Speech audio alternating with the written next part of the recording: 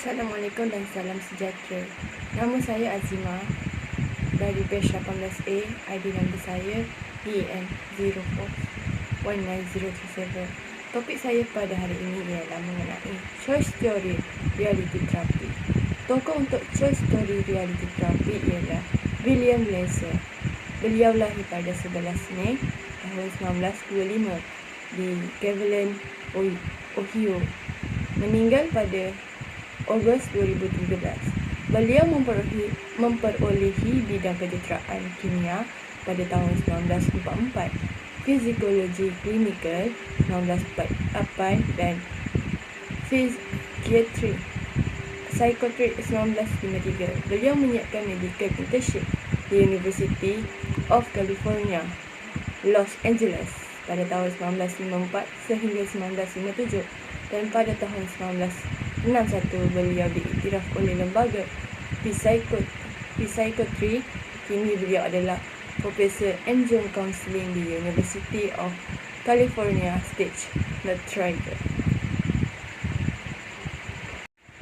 Pada tahun 1964 beliau telah menulis manuskrip Reality Therapy, A Realistic Approach to Young Offender. Pada tahun 1965, Glasser telah menerbitkan buku Reality Therapy, A New Approach to Psychiatry. Pada tahun 1966, beliau telah mengaplikasikan idea-idea reality dalam sistem pendidikan di California. Pada tahun 1969, Glasser telah menerbitkan buku School Without Failure. Buku ini tentang bagaimana guru dan pelajar berinteraksi. Selain itu, sekolah menyumbang kepada identiti gagal pelajar. Pada tahun 1970, beliau telah menerbitkan buku The Identified Society. Buku ini berkaitan tentang seseorang yang berfungsi sebagai individu secara psikologi dan Hai, Assalamualaikum warahmatullahi wabarakatuh. Nama saya Muhammad Mehmi bin Saiful Bahari dari batch 18A. Bagaimanakah manusia itu bermasalah menurut teori ini? Tingkah laku manusia berdasarkan kepada keinginan, psikologi dan fisiologi individu. Memberi penekanan kepada sifat tanggungjawab individu. Dalam teori ini, pilihan rasa ingin bebas bermaksud individu mempunyai keinginan untuk memilih kewajaran untuk dirinya dan cenderung membuat keputusan tentang cita-cita kehidupan. Seterusnya, terapi reality menegaskan bahawa manusia mempunyai kebebasan, ada pilihan dan tanggungjawab terhadap pilihan tersebut. Di samping itu, terapi reality berorientasikan tingkah laku secara total atau keseluruhannya yang melibatkan komponen doing, thinking, feeling dan psikologi. Akhir sekali, terapi reality juga menekankan aspek tingkah laku dan pemikiran individu. Namun demikian, terapi reality menolak konsep mental atau sakit jiwa. Sekian, terima kasih. Assalamualaikum warahmatullahi wabarakatuh. Nama saya ialah Syahidatul Adila. Saya dari batch 18A. ID kad saya ialah DEM05194142. Hari ini saya akan menerangkan tentang konsep asas teori reality terapi. Konsep asas teori ini ialah pandangan tentang sifat semula jadi manusia. Otak manusia berfungsi sebagai sistem kawalan yang mengawal fikiran untuk menentukan bagaimana manusia melakukan sebaiknya untuk memuaskan keperluan. The only person you can control is yourself. Manusia menyimpan cara yang memuaskan keperluan dalam world quality.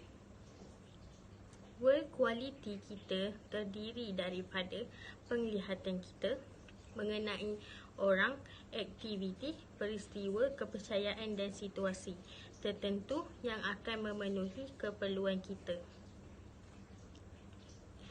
Dunia berkualiti kita adalah seperti album gambar.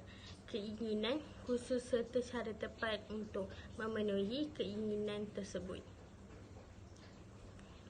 Terdapat 3 kategori dunia berkualiti. Pertama, orang yang paling kita mahu bersama. Kedua, perkara yang paling kita mahu miliki atau alami. Dan ketiga, idea atau sistem kepercayaan yang mengatur sebahagian besar tingkah laku mereka. Manusia dilahirkan dengan 5 keperluan asas, iaitu pertama, untuk hidup, survival, psychological needs. Kedua, kasih sayang dan dipunyai. Ketiga, kuasa. Keempat, kebebasan. Dan kelima, keseronokan. Apabila keperluan asas tidak dipenuhi manusia akan mengalami kesakitan dan tidak berpuas hati dengan kehidupannya sendiri. Sekian, terima kasih. Assalamualaikum. Nama saya Normala Puteri binti Omar, student ID DEM 0519-139 dari batch 18A. Teknik-teknik yang digunakan: 1. Main peranan.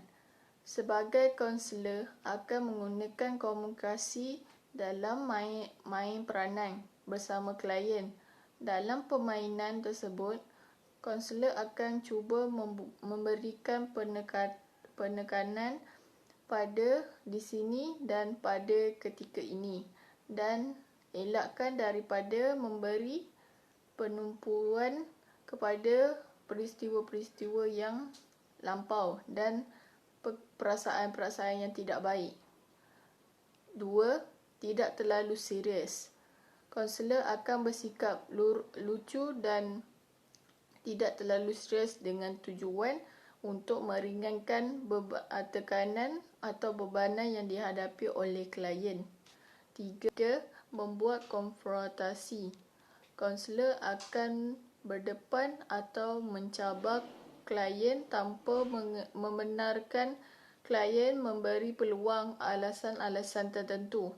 4. Memberi maklum balas.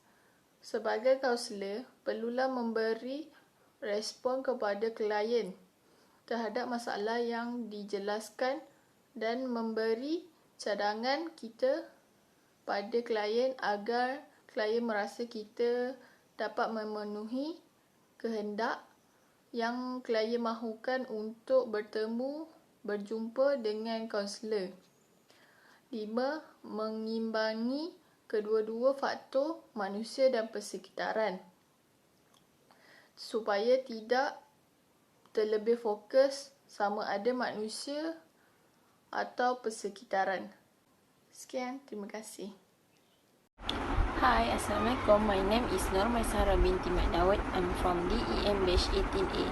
My ID card is 05191771. I want to present about choice theory reality therapy. My part is conclusion. The reality therapy approach to counseling and problem solving focus on the here and now action of the client and the ability to create and choose a better future. Typically, clients seek to discover what they really want and how they are currently choosing to behave in order to achieve this goal.